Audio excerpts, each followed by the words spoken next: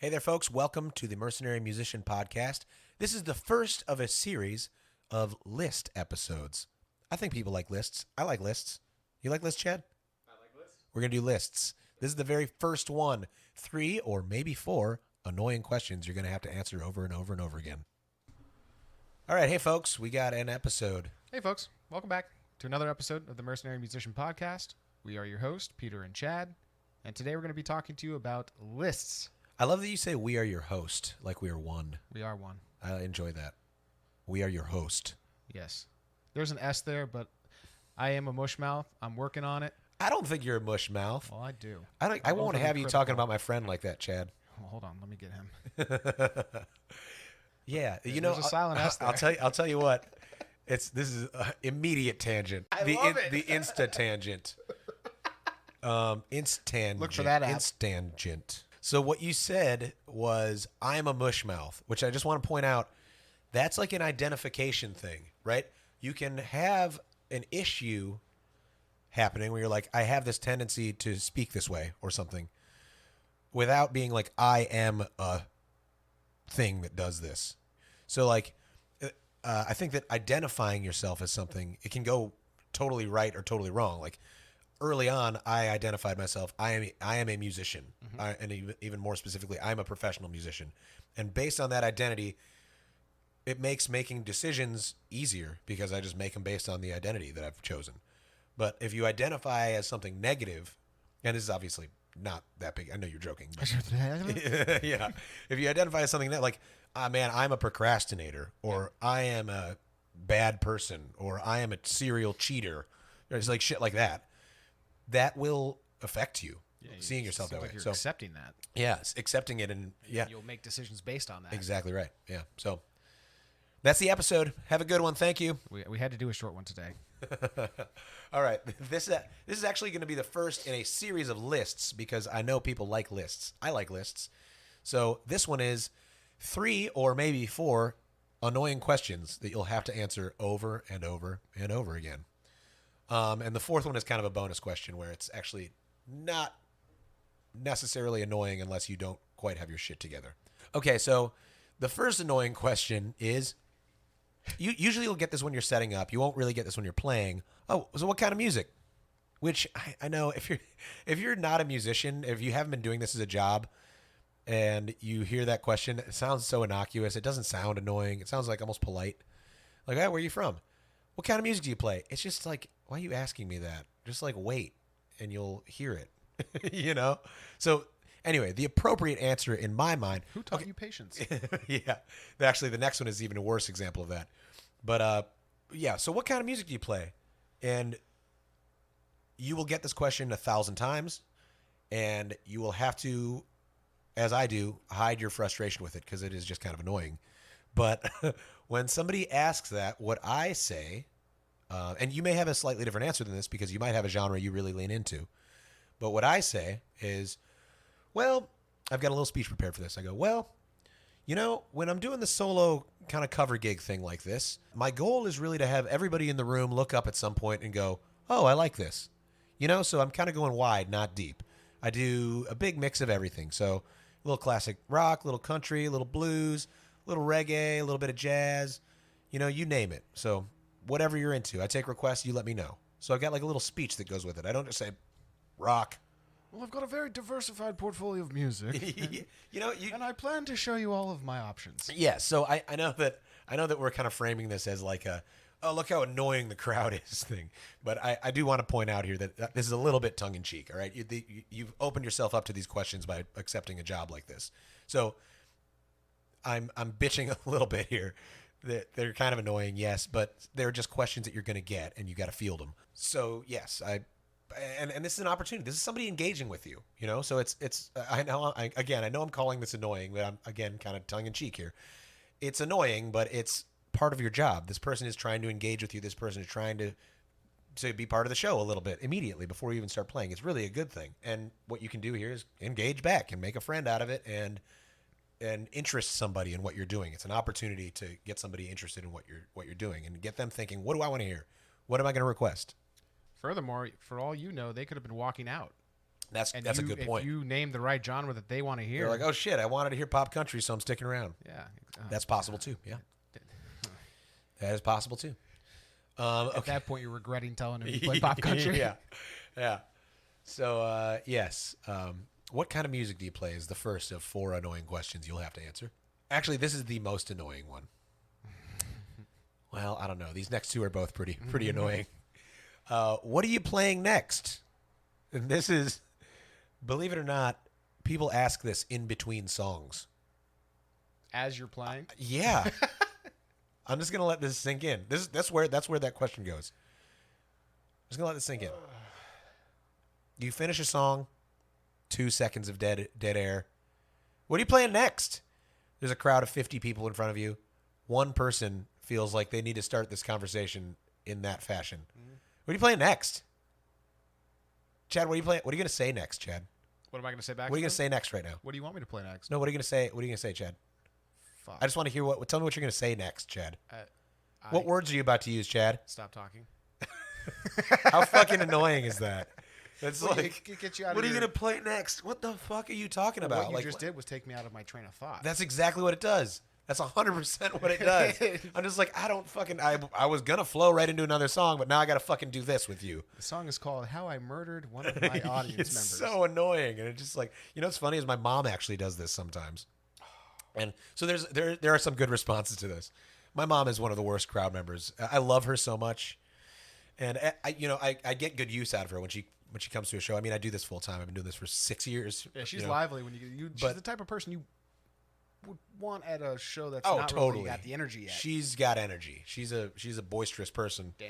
A dancer and a speaker. She likes to make noise.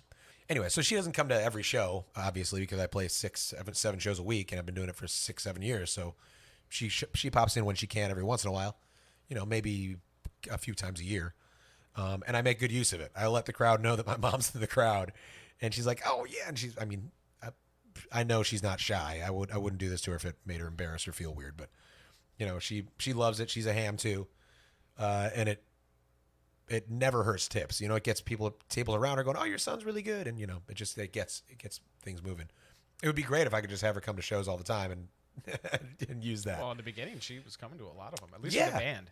Yes, and this actually, now we're going on tangent zone. Now I always want to sing that intro. Man, I got a great episode coming up, a great episode idea about the edge that new musicians have over like full-timers like me who are like 6 years into their career. And I'll give you a hint. A part of it has to do with what I just told you about my mom. All right? Just a hint. A little teaser. All right, moving on. Okay, so what are you playing next? He's going to answer for that at the end. I'm doing it in my mom's voice too. What are you playing next? There are a couple answers to this. You can go, this person wants attention or wants to be part of the show. It's a type of like engagement, really. It's just annoying. They don't know that it's annoying. They just think they're engaging with you and having fun, right? There could be inebriated. And they are almost definitely inebriated. So you could say a couple things. You could make it, if this person is doing it in kind of a shitty way, which I have had happen before. Actually, we talked about our heckler before who was doing something like this. You can say like, well, you're about to find out. If you be patient, you'll find out. You can be a little like, you can kind of say, shut the fuck up politely. That's one way to do it. A nicer way to do it is, and you could use your tone of voice to temper that in different ways. You could say that same thing in a nicer tone of voice. And also, well, you're about to find out. And it'll just be like nicer sounding, and it'll be the same idea. Just stop talking to me. I'm going to play another song. Or you say, well, why don't you tell me what you'd like to hear? I take requests. You let me know what's going on. You want to hear something specific? That's another direction to go with that. So you could totally ignore it. I don't advise that. This is a person trying to engage with you. Have a chat with them. And you can also make it a little bit of an example out of them with the crowd and say like, you can do this, but you're going to have a conversation with a guy on a microphone who's been doing this for 6 years. Get prepared for that spotlight. Yeah, to be flipped. right. Yeah, there's kind of those 2 directions you can go with that. You can be kind of a dick about it if you're getting the dick feeling from them, you can be kind of a dick back. Or if you're not getting the dick feeling, you're just getting the kind of innocent question feeling. You just ask them for a request. They're like, okay, what do you want to hear? I don't have a set list. I'm winging it. You know? Oh, you could even use that. Yeah. You mean you didn't get the set list when It's you like, came in? oh yeah, there's a program. That's a good one. Yeah, there's a program at the front. If you grab the program, you can just read that. Yeah. That's a great joke. I'm gonna keep that one. Yeah. Okay, so we're moving right through this one. This is gonna be a short episode. All right, here's another annoying question. Which, and again, I want to reiterate, these questions are only annoying. They're annoying by accident. These aren't people like trying to be mean to you. Generally, they're just annoying because people don't know that they're annoying. I'm sure if you work anywhere with people interacting with you, you've got stuff like this too, where people are just like, man, it is so annoying when people. I'm trying to think of like a restaurant. Bartender, man. When Yeah, you're bartender. trying to make you got a 3 deep, right? Yeah. 3 deep, and you're trying to make drinks, and someone's coming up trying to push through. And it's like, Yeah. hey, I need 6 drinks, and these are Yeah. the drinks, and they're all fucking crazy drinks that Yeah. you normally wouldn't make. Right. Right? It's like, Yes. well, you're gonna get 6 beers. Yeah. Yeah. Right. And they're being annoying, and they don't exactly know that. Right. Yeah. And maybe they love bartenders, and maybe they were gonna tip, and maybe they're gonna tip you a lot of money, and like that could all be true too. You know, and like that could be the case here.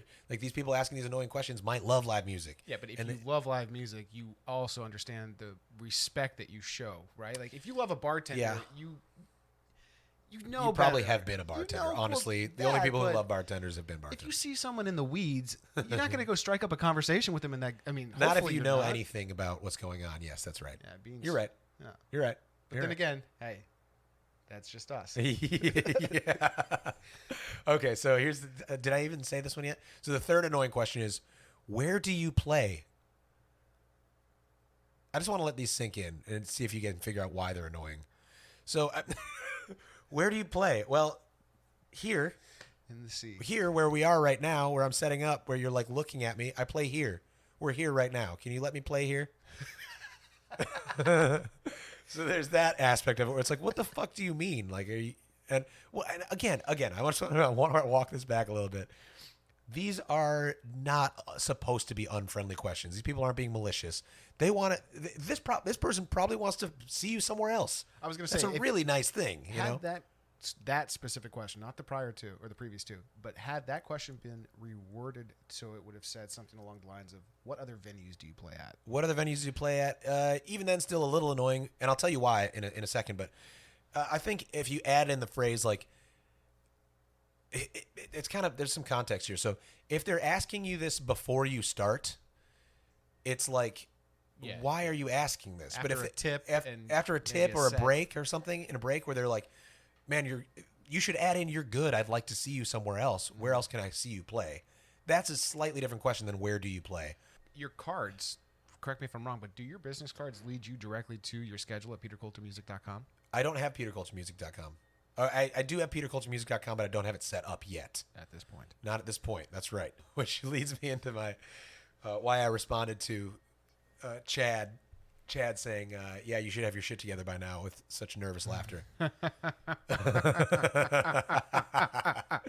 Yeah, I kind of have my shit together. I'm constantly in the process of slowly Dude, you got getting your my shit together. getting my shit. I got my shit It's the together. little things that... I got my shit together. I got some little stuff to Who's still got work all on. their shit together? That's a good point. Because then That's a you'd good be full point. of shit. Yeah. Oh, nice. I like that. Okay, so this episode is going to be called Mostly Jokes. Okay, so List of jokes. where do you play? The reason this is annoying is, and maybe less annoying if you're a weekend warrior, right? If you have one gig a month and you're there you just say, yeah, I just play here on the first Saturday of every month. That's an easy answer. For me, it's like, all right, now I got to describe, I've got a whole fucking podcast about this. You know what I mean? Now I've got to describe what my weekly schedule looks like. Okay, well, not every Thursday, but most Thursdays I'm at George and Wendy's on Sanibel. Fridays are kind of mix and match. I'm at country clubs. Sometimes I'm at bars and restaurants. Saturdays, I do doubles on Saturdays and Sundays. Saturday morning, it's just like a fucking lot of stuff to do, So But now we had previously talked in one of our episodes in regards to the advertising and marketing and having your business cards next to your tip jar. Yeah. And we discussed the ability to incorporate a QR code that would be able to take you to your schedule. So at that point, your answer is, well, here's my business card and ping this QR code and you have my entire schedule. that's exactly right. You're way ahead of me. All right. Not way ahead of me. You're one question ahead of me. Sorry. So that's okay. You're just too sharp for this job, Chad. I need someone stupider for this. Oh, let me go get high. I'm kidding. I got to stop yelling at you. I'm either too mush mouth, too high, too low. We'll get it. No consistency Hey, up in here. you never lose when you learn, Chad. Yes. Thank you, chess.com. Okay, so yeah, where do you play? It's just a little annoying if you play like I play in kind of a mix and match way, and you got 6 gigs to describe to somebody who, and again, if somebody is like, man, you're really great, I would love to follow you and see where you play next time, then I would love to take time and be like, oh yeah, dude, brunch every Saturday and Sunday morning, 11 to 3 at Burntwood Tavern. That's a great place to come see me. If you're ever out on Captiva, 6 to 10 every Sunday. Those are my only weekly gigs. And the only reason it's annoying is because I've made this speech a fucking 100,000 times, right? Saturday and Sunday I'm here. Sunday I'm here. Yeah. Friday and Saturday nights are kind of mix and match. Thursday nights are not every Thursday, but most Thursdays are at George and Wendy's on Sanibel. And as you said, you would be more open to saying that once they've actually heard you play. Right. I can see where it'd be a real annoyance doing it before you've even started your set. Like, yeah. Why don't you listen to me before you even? it's like a nonsense small talk question. Like, where are you from? You're here, it's like man. Chicago. You're here. Like what? Yeah. What the fuck? Just sit down. Yeah. We're here. Yeah. Okay. So the bonus question, which is, I have in parentheses here, this should not be an annoying question if you have your shit together. This is really one of the more polite ways to say the question, where do you play? Or just the better way to say, where do you play? Where can I see your schedule? Okay. And the reason this is an annoying question sometimes to people is because they don't have their schedule posted in an easily accessible place, which I currently suck at. Full disclosure, it's like one of. But you used to. I used to be a lot better at it. Crushed it with the social media schedules. I used to be a lot better at it, and what happened was COVID happened. Yeah. I got out of the habit of it, and it has been this not a good excuse. It's been like a year, but I just have not been able to get back into the habit of doing it again. And part of it is because my gigs are so regular and so good. That was it. It almost seems like it'd be fairly simple just to get it set up at this point because it is all reoccurring gigs at the same location. You know what I do? So much of my stuff is country clubs too. So like Friday and Saturday nights are very often country clubs, and so many of the gigs that I play don't really require me to do promo. Mm-hmm. They don't. It's not like a thing where the bars are like, man, we got a bottom line we're really keeping a hard eye on, and Peter is part of our budget that we got to like think about. It's more like, okay, the country club is fucking entertainment budget. Well, and they're not going to come there. Correct me. Right. If I'm Oh wrong, yeah, country country clubs private. are usually private gigs. Yeah. Yeah. Sometimes they have like open house type stuff, or open clubhouses and open tiki bars and stuff. But yeah, a lot of the country clubs, like I don't ever need to advertise a country club gig, really. What I do, so I've got the 2 gigs, which are like a big part of my job right now, are the brunch gigs every week, Saturday and Sunday morning, 11 to 3, and every Sunday evening, 6 to 10. Just between those 3 gigs, like that could be my whole living, and I'd be making more than I was when I started doing this for the first couple of years. So what I've been doing lately is leaning into just promoting those 2 and just reminding everybody every week, hey guys, just a reminder, every Saturday and every Sunday I'm at Burntwood Tavern for brunch in Naples Mercado, 11 to 3. Come out and see me. We got bottomless mimosas. Hey, by the way, every Sunday from 6 to 10, I'm on Captiva at Key Lime Bistro. And again, both of those crowds have like kind of built-in, both those venues have kind of built-in crowds. Which, there's a lot of foot traffic at Mercado that comes right in for me. Outdoor mall. Captiva has a lot of tourists out there. And frankly, I don't have a ton of friends who are going to go out to Captiva to see me, anyway. So, and as we've mentioned before, it's not about having an epic spot, though. It's a really great spot. Anyway, so this bonus question that should not be annoying, but could be, is where can I see your schedule? And the best way to answer that and to have that not be an annoying question is, yes, to have a QR code on your business card that links you right to a website with your schedule on it. Or you can just say Instagram, Peter Coulter Music, Kolter, Peter Coulter Music. Instagram and Facebook, I post on there every month. Yeah, so if that question specifically pisses you off, it's your fault. Yeah. Thanks, Chad. Get your shit together. Thanks, Chad. But yeah. Happy to help. But yes. So I think, and I just want to kind of reiterate here, that really these questions are not that annoying. They're not annoying. They're not meant to be malicious. They're the only truly annoying one is, what are you playing next? That one is just fucking ridiculous. Who would do that? Mom. Yeah. Good one. Yeah, it was solid. That was the first list episode. So we got You want to close with a tangent? tangent. Oh, I got a little story. Yeah. So here's a little tangent / story. I had this gig. It's kind of about being, firing your clients. It's kind of it's a thing you hear about in a lot of like entrepreneur books. Firing your shittier clients. This is something that actually Tim Ferriss talks about. Yeah.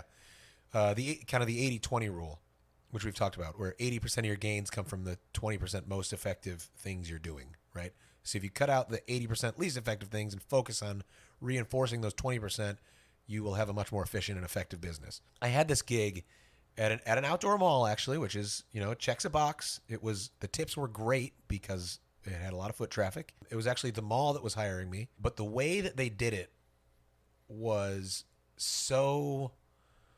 it rubbed me the wrong way so intensely that I fired them as a client, basically. I did it in a very polite, nice way, as you always do. You want to keep your reputation intact. But the way this venue was hiring musicians, was they had this budget. It was $200 for 3-hour gig, which is fine. It's fair. It's like my floor, but it's fair. And with good tips, that can be really good, And it also fit my schedule like they had Friday afternoon gigs, which if I could pick up a Friday afternoon gig every single week, then I'd have double Friday, Saturday, Sunday, and I'd be making the same money I'm making now, more or less, with a 4-day weekend, which would be great. Mm-hmm. I'd have 6 gigs a week in 3 days, and I'm done, right? 3 12-hour days, and I'm done working on that particular aspect of my life. So I was very attracted to these Friday afternoon gigs. The way that they would do this is they had this ever-increasing list of musicians. They had like 30 musicians, maybe more, who they just blast an email out to. And they said, hey, these are the dates we have available. Email us back. And you'd look at the email. It'd be 9:30. They send the email. And I wake up anytime between like 9 and at the latest 11, depending on what is happening in my life and what my night before was like. And so I'm getting to this email an hour after it gets sent, 10:30, and I'm like, okay, some of these fit my schedule pretty perfectly. And I say, how about this, and this? I can take any one of these. And they go, oh, sorry, those are all taken. And I'm just like, okay, fine. And the next month it happens again, right? And they're like, here are the dates. And like I'm reading some of the names on the musician list, and I don't want to like out anybody, but there's one particular guy on there who I've actually referenced before, not by name, but I mentioned Arrogant Hacks. He's on this list. And this guy is like getting gigs ahead of me. And I just like, I couldn't fucking tolerate it on some level. I was just like, are you fucking kidding? And it was just like, it just made it so clear to me that these people who were booking music didn't give a shit about the quality. They were just like, trying to fill slots. These are interchangeable cogs in a machine. I just don't give a shit. It was like, it felt to me like they were just like throwing quarters on the ground at a homeless camp and just being like, kill each other for it, quick. And I was just like, dude, I'm not fucking doing this. I'm making fucking over $2,000 a week. Squid Game shit. Yeah, go fuck yourselves. I'm in high demand. I'm one of the best musicians in town. You guys just go fuck yourselves. Mm-hmm. And I obviously didn't say that to anybody. They're very nice people. They didn't realize that what they were doing felt disrespectful to me. But I wrote them an email and I said, you can remove me from your list for this, please. If you ever have any specific need for me to play, feel free to let me know. And they're like, okay, thank you so much. And I was like, and it felt, and I had actually talked to my mom about this, and she was like, no. It's like this kind of scarcity mindset almost. We're just like, no, you got to stay on there, stay on the list. There's no reason to burn a bridge. I'm like, I'm not going to burn a bridge, but this is doing me more harm than also good. Know your value. Yeah, this is doing me more harm than good. It's this like, I got to fucking dive on the ground for these fucking quarters with these other arrogant hacks. Mm-hmm. It's like, no, I'm not competing on equal footing with someone who sucks balls at this. Yeah. So yeah, that was a little tangent. I was just thinking about that today, where it's knowing your value, and you may be at a place in your career where you need to be diving on the floor to get a gig. Sometimes you're there. In the beginning you may be there, and that's where frankly, a lot of the other people on this list are. And I was just like, I don't fucking belong on this list. I don't belong diving for quarters with these people. I don't belong here. Yeah, that's right. I don't know what the moral of that story is. Chad, can you wrap that up in a bow for me? Sure. So today we talked to you about list. It's the first episode of the first series. You can expect this on a monthly basis. More moving lists. forward. More lists. If you've experienced any questions such as this, please, someone just send us a fucking email already. We haven't gotten one single email yet. What the fuck? I'm going to spell this out for you. Just say hello. It's PETER at Mercenary. The at symbol. It's like an A with a circle around Yeah, it. almost a complete circle. Yeah. At Mercenary, and MERCENARY. Nice. Methods, not musician. Methods. METHODS. METHOD man.com. Method Man. You ever Oh, heard that? shit. I Wu-Tang. haven't heard that song. METH. I do love Wu-Tang, but I just don't know that song. You don't know that song? I guess It's not. from 36 Chambers. Oh. Well, I must have That's missed Method's that line. first song. Man, there's a lot going on in that song. That's his first song. I'm going to give it a listen as we leave. Oh, yeah. Oh, we Okay, should so close yes. out with- Oh, we can't. Sorry, Meth. Peter at mercenarymethods.com, Chad at mercenarymethods.com. If you got any questions or you want to send us pictures of your dick, Send them to Peter at mercenarymethods.com. thanks for listening, guys.